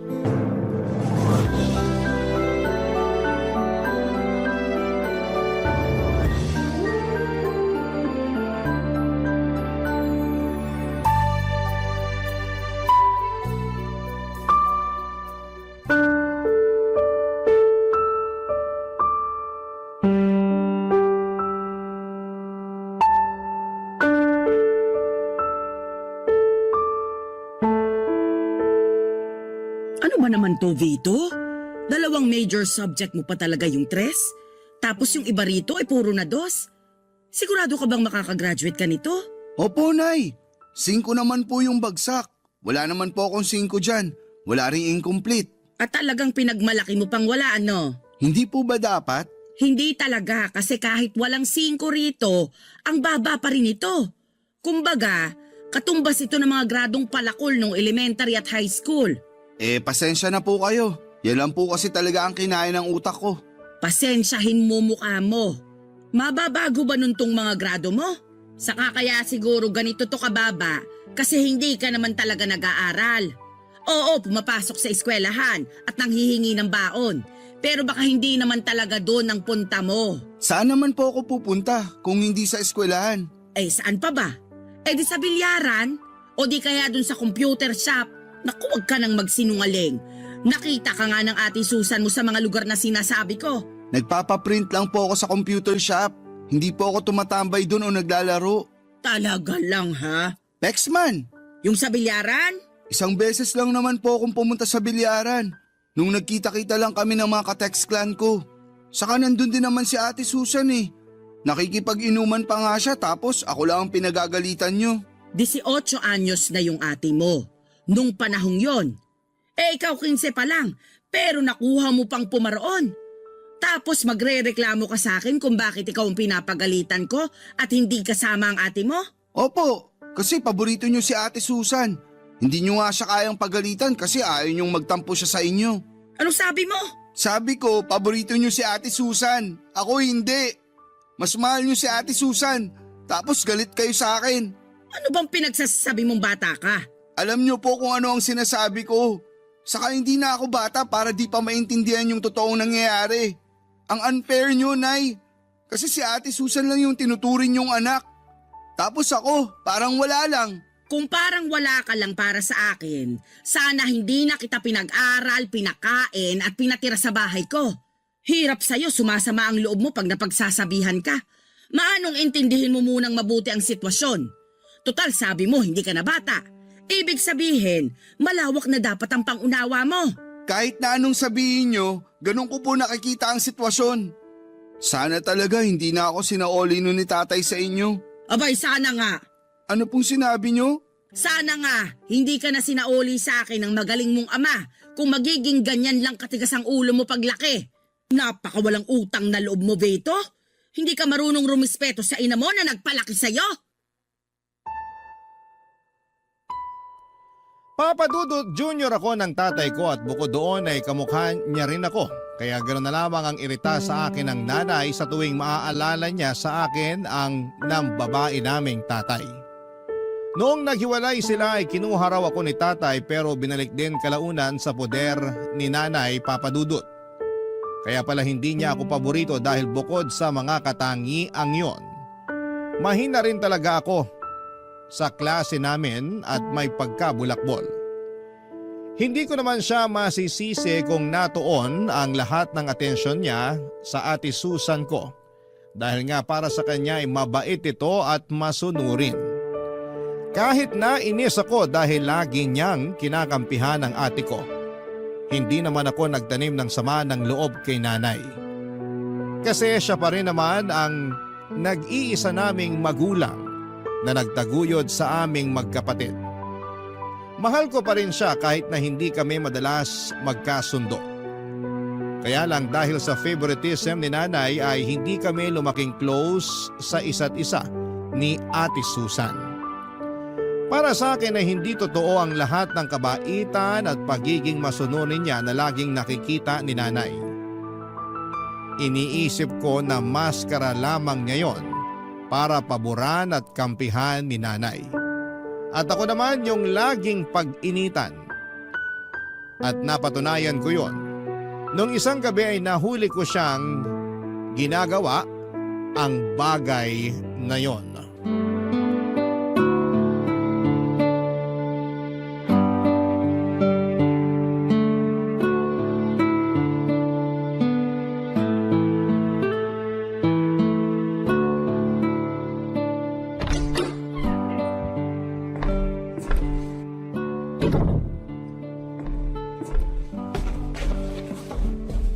Bakit tumingin ka lang, Ate Alam Susan? naman ang tinapa, Vito. Bakit gising ka pa? Alauna na ng madaling araw, oh. Alam ko, marunong akong tumingin ng oras. Bakit nga gising ka pa? Kasi nakita ko kayo. Ha? Nakita ko kayo nung kasama mong lalaki na nagalikan sa tapat ng bahay natin. Siguro boyfriend mo yun, no? Eh ano naman ngayon sa'yo kung oo? Lagot ka kay nanay. May boyfriend ka na. Bakit ako lagot? Eh nasa tamang edad na ako.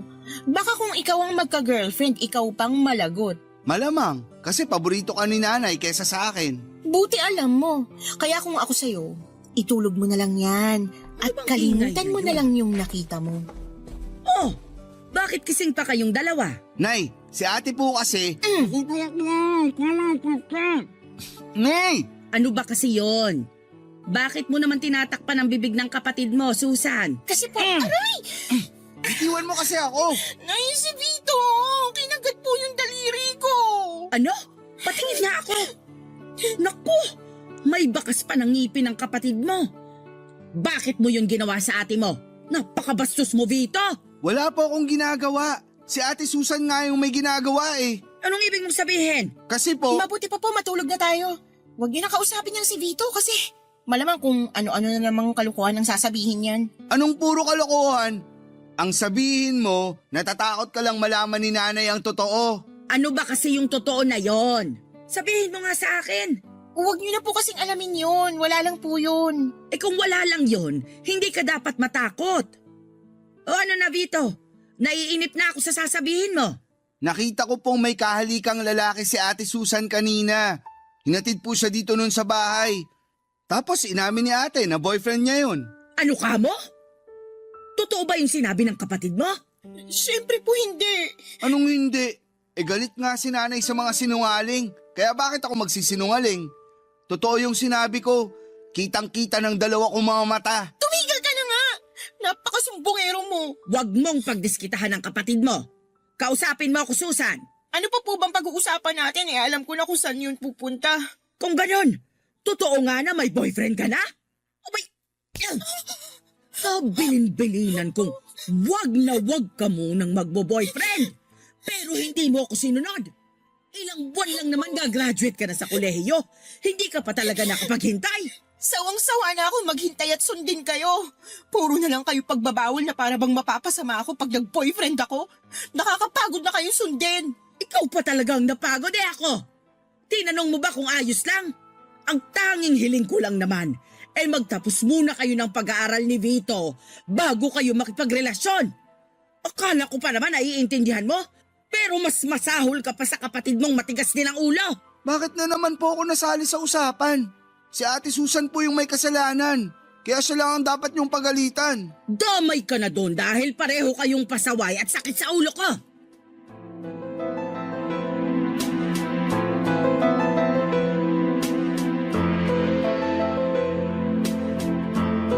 Papadudot ayaw talaga ni nanay na mag-boyfriend si Ate Susan dahil graduating na siya sa college. Saka 21 years old pa lamang siya noon.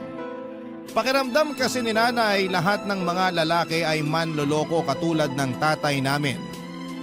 At para sa kanya ay agrabyado si Ate Susan dahil babae siya sakaling mabuntis, lokohin at iwan siya ng boyfriend niya. Bukod doon ay mahirap daw kasi kung may anak na kaya hanggat maaari unahin muna namin ang pag-aaral at pagtatrabaho. Kaya nga noong nahuli ko si ate na may kahalikang lalaki ay wala naman talaga akong intensyon na sabihin yon kay nanay. Plano ko lang sanang gamitin ang nalaman ko para mapasunod si Ate Susan.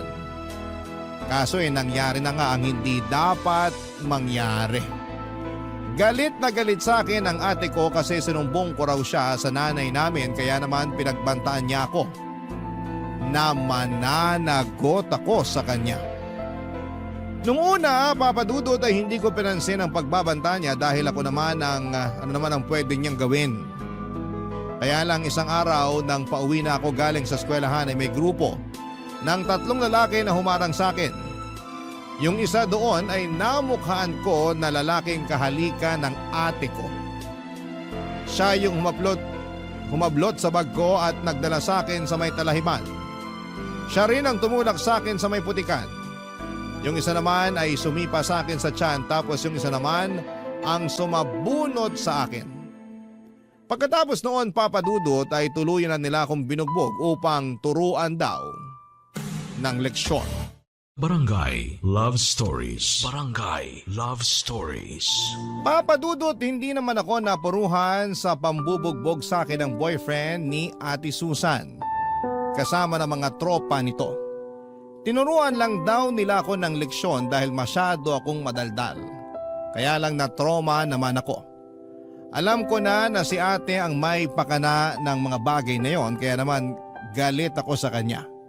Hindi ko siya pinapansin kapag nasa bahay kami o kung minsan ay padabog ko na lamang na sinusunod ang mga utos niya para wala ng gulo. Wala rin naman kasing kwenta kung sasabihin ko pa kay nanay ang nangyari dahil baka lalo akong mapasama. Samantala ay pinagpatuloy lang ng kapatid ko ang pagbo-boyfriend kahit tutol si nanay. Sa uli wala na rin naman siyang nagawa at pinagbigyan na lamang ang paborito niyang anak. Naging legal pa nga sila ng boyfriend niya sa bahay. Kapag andon ang mga ito kasama si ate ay nanginginig ang tuhod ko sa sobrang takot. Madalas nagdadahilan na lamang ako para makaalis ng bahay, wag lamang silang makasama. Mabilis na lumipas ang 2 buwan at merong pinagtapat sa amin ni nanay, itong si Ate Susan.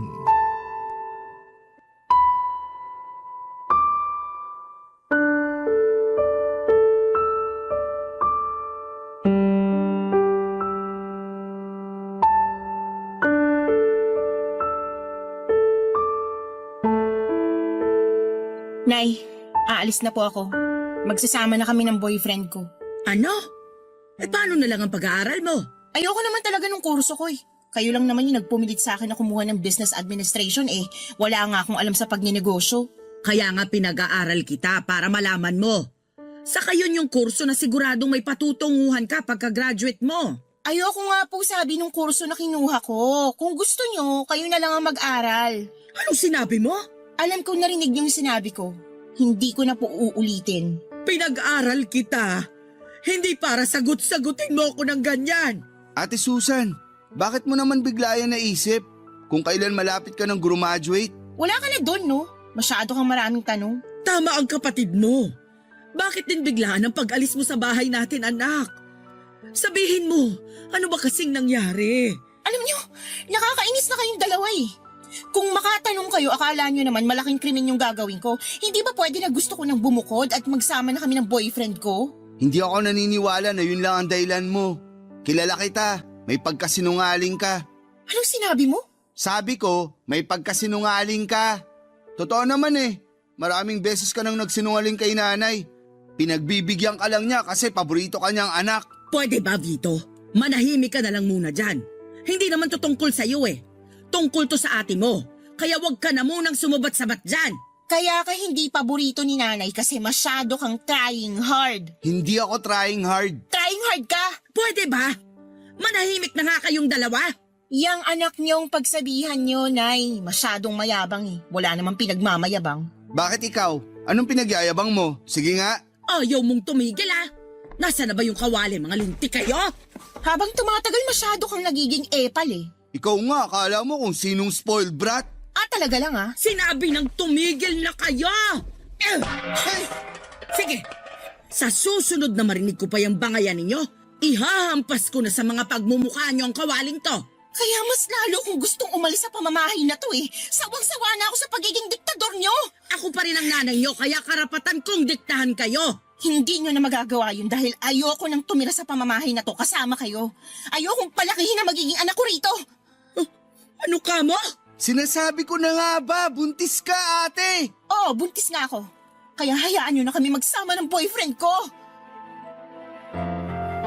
Papa Dudut, doon ko lang nakitang umiyak ng husto ang nanay namin dahil sa desisyong umalis ni Ate Susan. Pakiramdam ko ay nawala lahat ng galit at tampo ko sa nanay ko noong nagmakaawa siya kay ate na huwag kaming iwanan. Yung pakiramdam ko noong mga panahong yon ay para bang naninikip ang dibdib ko sa haguluhol ng nanay ko. Kaya nga hindi ko na rin napigilang magmakaawa sa ate ko na huwag niya kaming iwanan. Pero naging bingit bulag si Ate Susan sa pag-iyak at pagmamakaawa namin ni nanay. Sinabi niya na nasa tamang edad na siya para magdesisyon sa sarili niya at gawin ang kagustuhan niya. Tinuloy niya pa rin ang pag-alis at pakikisama sa boyfriend niya. Ang balita namin, umuwi raw sila sa probinsya ng lalaki sa Albay, Bicol. Pero pagkalipas ng 1.5 taon ay nagulat na lamang kami ni nanay nang sumulpot sa bahay si Ate Susan. Dala ang anak niya upang ipaalaga sa nanay namin. At doon nga niya sinabi sa amin ang nangyari sa kinakasama niya, Papa Dudut.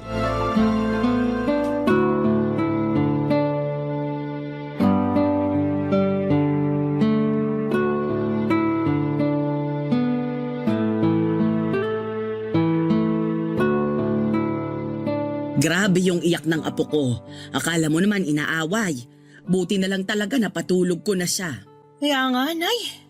Pareho kaming walang maayos na tulog kasi hindi siya komportable dun sa bus eh. Kaya nga pagkatapos nating maghapunan, magpahinga ka na. Bakit kasi hindi kayo nag-text na uuwi pala kayo rito? Sana nasundo ko man lang kayo sa terminal. Ayoko namang makaabala sa inyo ni Nanay. Hindi ka naman nakakaabala, anak eh. Pero tama rin naman si Vito. Kung alam lang namin na magbabakasyon kayo rito ng apo ko, sana nakapaglinis man lang ako ng bahay. Ang totoo, hindi naman po kami magbabakasyon dito. Umuwi kami rito kasi dito na kami titira. Bakit? Anong nangyari? Oo nga ate. Saka, nasan ang kinakasama mo? Nandun sa Bicol, iniwan ko. Ano ka mo? Iniwan? Ibig sabihin, hiwalay na kayo? Parang gano'n na nga. Masyado kasi siyang mamas boy. Hindi kami magkasundo ng biyanan ko. Lagi akong pinag-iinitan kahit nung buntis pa lang ako. Akala ko magbabago pag pinanganak ko na yung baby namin kasi nga unang apo nila. Kaya lang, mas lumala pa yung ugali. Nalaman ko na lang na lagi pala akong pinagchichismisan ng kapitbahay na kesyo ganito lang ako, ganyan. Sinisisi ako kasi hindi raw nakapagtapos sa pag-aaral yung anak niya. Ay baliw pala siya eh. Ako ang harapin niya nang makita niyang hinahanap niya. Pero alam naman ng kinakasama mo yung ginagawa sa'yo ng nanay niya. Alam naman, kaso mamas boy nga. Mas kinampihan yung nanay, palibasa matanda na raw. Basta, nakakasawa na. Akala niya yata ako yung klase ng babae na magtitiis kasama sa pamamahay nila yung nanay niyang sala sa init, sala sa lamig. Kaya nilayasan mo sila, tanga yung anak mo, ganun. Oo, Ibang klase ka rin eh. bakit ba? Hindi ba kayo masaya ni nanay na umuwi na ako rito sa bahay? Wala naman akong sinabi na hindi kami masaya. Parang nung huli nating pagkikita, nagmamakaawa pa kayo na wag akong umalis. Ngayon na nandito na ako kasama yung anak ko para namang pinagsakloban ng langit at lupa yung mga mukha niyo. Huwag mo na lang pansinin si Vito. Lagi namang mukhang pinagsakluban ng langit at lupa yung mukha ng kapatid mo eh. Basta anak, masayang masaya ako kasi sa wakas, nandito na ulit kayo sa bahay ng apo ko. Sobrang miss na miss ko na kayo, naku lalo ka na. Miss ko na rin po kayo, Nay. Ano nang plano mo ngayon? Pwede bang bukas na lang ako magplano? Kasi kita mo na nga pagod na pagod kami ng anak ko sa biyahe, makatanong ka dyan. Huwag ka mag-alala kasi may pera naman ako na itatabi. May pang-ambag ako kahit man lang sa pagkain natin. Akala mo yata nagbakasyon na ako dun sa Bicol. Nagtitinda-tinda naman ako ng ice candy tsaka yelo nung summer kaya kahit papano may kinita ako. Kung yun ang inaalala mo.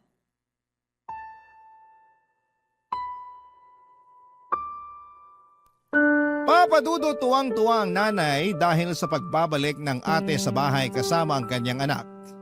Hati naman ang pakiramdam ko dahil para sa akin ay may atraso pa rin siya sa amin. Paano niya naatim na umuwi sa bahay at umastang hindi kami iniwanan noong araw? Ni hindi nga siya nagsorry sa pag-alis niya at ewan ko ba naman sa nanay ko kasi nagawa niya pa rin patawarin kagad ang ate ko. Doon ko na nga napatunayan na talagang paborito niya ito. Hindi nga nagtagal ay nag-decide si Ate Susan na maghanap ng trabaho kaya kinausap niya si nanay na sa kanya ipagkatiwala ang anak niya para alagaan. Kaya nga kinailangang tumigil ng nanay sa pagtatrabaho niya sa factory para matutukan ang kanyang apo. Nang mga panahong yon ay graduate na rin naman ako sa kolehiyo kaya naghahanap na rin ako ng trabaho. Hindi nga nagtagal ay nakapasok ako sa isang private company sa Quezon City bilang auditor. Nakapasok naman si Ate Susan bilang quality control inspector sa isang planta sa Pasig. Simula noon ay dalawa na kami ng ate ko ang naghahanap buhay kaya lang ay napansin ko na hindi siya patas. Lalo na sa mga hatian namin ng gastusin sa bahay. Minsan ay hindi siya nag-aambag kaya madalas kaming kapusin. Bukod doon, Papa Dudut ay nagbubuhay dalaga na ang kapatid ko at tuluyan ng pinaubaya sa nanay namin ang pag-aalaga sa kanyang anak. Bagay na labis kong kinakainis, Papa Dudut. Ang lagi niyang dahilan ay malungkot siya dahil sa nakaraan. Barangay Love Stories. Barangay Love Stories.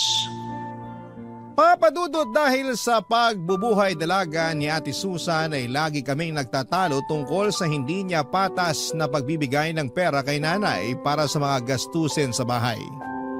Kaya lang lagi akong pinagsasabihan ng nanay namin na unawain ko na lamang ang ate ko dahil nga meron itong pinagdaraanan. At may anak na rin naman ito na ginagastosan. Sa totoo lang ay inis na akong unawain si ate dahil paano naman ako? Lagi na lang damdamin niya ang mahalaga, paano naman ang sa akin? Nagdaan ng 3 buwan na balitaan namin na umuwi raw sa kainta ang tatay ng anak ni Ate Susan para kausapin siya at suyuin na makipagbalikan sa kanya. Ayaw nga ni nanay na magkabalikan sila matapos ang nangyari sa kanila sa Bicol. Kaya lang ay hindi naman namin hawak ang pag-iisip ni Ate Susan.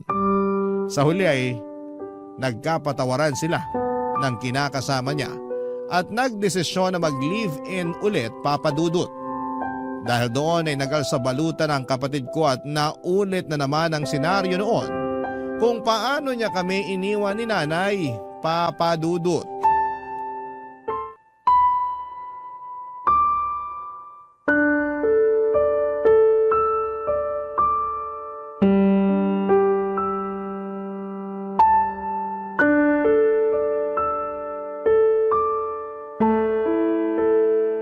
Anak naman, huwag ka nang umalis. Huwag mo na kaming iwan ng kapatid mo. Ano ba yan, Nay? Kung makaiyak kayo dyan, para kayong kinakatay na baboy? Ate Susan, ano ba? Nanay pa rin natin yung binabastos mo. Ay nako, sumabad na naman yung nagbabait-baitang anak. Hindi ako nagbabait-baitan. Saka hindi to tungkol sa akin, okay? Palibasa, wala kang konsensya eh. Iiwan mo na naman si nanay kung kailan napamahal na siya sa apo niya. Magsasama na nga ulit kami ng tatay ng anak ko. Ano bang mahirap intindihin doon? Yung pag-uugali mo yung mahirap intindihin. Wala namang kasing kaso kung magsama kayo. Pero hindi ka marunong magparamdam kahit man lang sana kay nanay.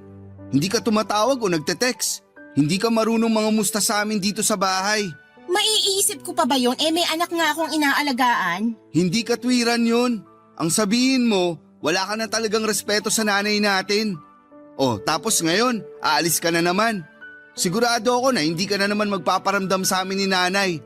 Magaling ka lang pag may kailangan eh. Doon ka lang namin nararamdaman. Nasasabi mo lang yan kasi hindi mo pinagdadaanan yung mga pinagdaanan ko. Hindi ko na kailangan pagdaanan yung mga mali-mali mong desisyon sa buhay. Anong sabi mo? Pwede ba? Tama na nga yung pagtatalo ninyo. Hanggang ngayon ba naman parang bata pa rin kayo mag-away? Baka nakakalimutan ninyo. Magkapatid kayo. Si Vito yung pagsabihan nyo, Nay. Siya lang naman yung masyadong epal eh. Akala mo kung sino makapagsalita porque mas malaking kinikita? Hindi ako nagmamalaki sa'yo. Saka pinagtrabahuan ko lahat ng meron ako. Sus, ngayon lang yan. Mawawala rin yung yabang mo. Tumigil na nga kayo. Huwag na kayong mag-away. Naririndi na ako sa mga boses ninyo. Kung gustong umalis ni ate, hayaan nyo na lang, Nay. At bakit ko gagawin yon? Ayoko ngang mawala ang ate mo. Ayoko ring mapalayo sa apo ko. Tigilan nyo na nga po yung pagiging madrama nyo. Hindi naman kami titira sa ibang bansa. Dito pa rin kami sa Pilipinas. Malayo nga lang sa bahay natin. Kung bakit ba kasi babalik ka pa ulit sa Albay? Pwede namang dito na lang kayo ng anak mo sa kainta. Mahirap po ba talagang intindihin? Gusto nga ng kinakasama ko na doon na kami tumira. Plano na rin namin magpakasal at bumuo ng sarili naming pamilya. Kung tungkol naman doon sa nanay niya yung inaalala nyo, naisip ko, tama rin naman siya nung nag-usap kami. Pwede ko pa rin naman bigyan ng isang pagkakataon yung nanay niya. Tsaka magulang pa rin siya ng tatay ng anak ko kaya dapat ko pa rin siyang respetuhin. Nakakatawa na. Marunong kang rumespeto sa ibang tao, pero hindi sa sarili nating nanay. Tumawa ka lang hanggang gusto mo pero hindi nyo na mababago yung desisyon ko. Anak naman eh. Huwag ka nang umalis. Huwag mo akong iwanan. Vito, anuhin mo nga yung nanay mo? Masyadong clingy, nakakainis. Hayaan nyo na lang pong umalis si ate. Total, hindi na rin naman tayo mahalaga sa kanya. Ayokong umalis ang ate mo. Ayokong magkalayo kami uli. Papa Dudut, sa ikalawang pagkakataon ay iniwan kami ni Ate Susan. Umalis siya nang hindi man lamang lumilingon sa umiiyak at nagmamakaawa naming nanay. Galit ako sa kanya, Papa Dudut, dahil sa pananakit niya sa nanay namin. Napakawalang respeto niya para magdesisyon ng ganon na lamang. Sa totoo lang ay malungkot din naman ako sa pag-alis nila ng pamangkin ko. Pero mas nanaig sa akin ang pagkadismaya sa kanya. Yung pagkakataon na yun pala ang huling beses na makikita namin sila ng buhay dahil pagkalipas ng 3 araw ay nalaman naming na aksidente ang bus na sinasakyan nila ng pamilya niya. Hindi matanggap ng nanay ang nangyari kay Ate Susan at sa apo niya. Labis-labis naman ang pagsisisi ko dahil hindi ko pa piniling makipagkasundo sa sarili kong kapatid ng mga panahong may pagkakataon pa sana. Hindi nyo rin naman ako masisisi at hindi kasi talaga kami lumaking malapit sa isa't isa. Kaya nga humingi talaga ako ng tawad sa harapan ng kabaong niya at nangako na hinding-hindi ko pababayaan si nanay habang nabubuhay ako. Mabilis na nagdaan ang 1 taon. Nagsunod-sunod ang pagkakasakit ni nanay hanggang sa makitaan siya ng maagang sintomas ng demensya at tuluyan na ngayong lumala at magprogreso sa paglipas ng mga taon. Pero Papa Dudut, hindi ko sinukuan si nanay. Hindi ko siya iniwanan. Nanatili ako hanggang sa mga huling sandali niya para ipaalala sa kanya na mahalaga siya sa akin at kung gaano siya kaimportante. At syempre, kung gaano ko siya kamahal.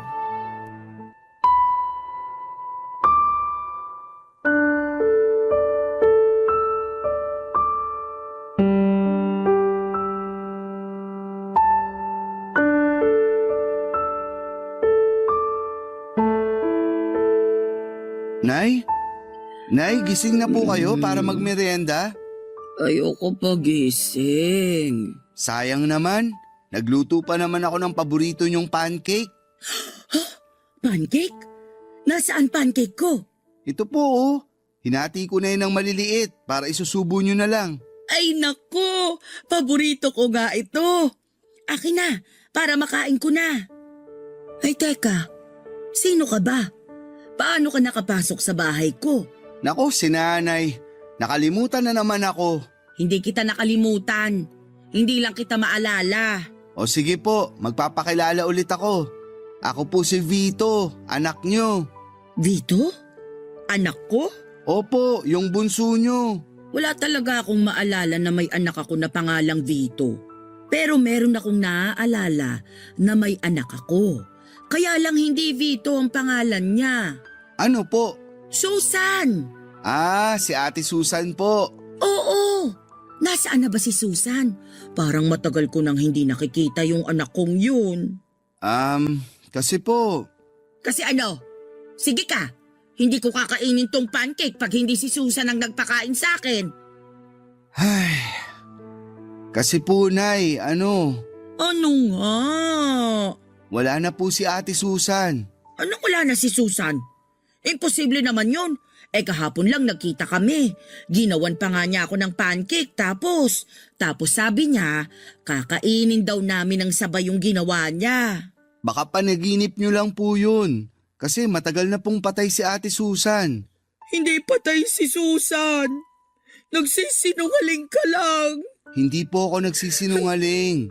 Pero naiintindihan ko po kung hindi nyo na matandaan. Pasensya na po kayo kung sinabi ko pa. Sabi na hindi totoong patay ang anak ko. Pero saan ba kasi siya pumunta? Hindi ko po alam pero kapag kumain kayo baka bumalik na po siya. Talaga? Opo. Kaya kumain na po kayo ha?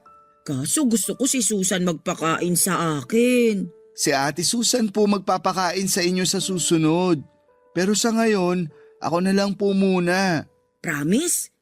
Si Susan sa susunod Opo, promise po. Yay! Subuan ko na po kayo.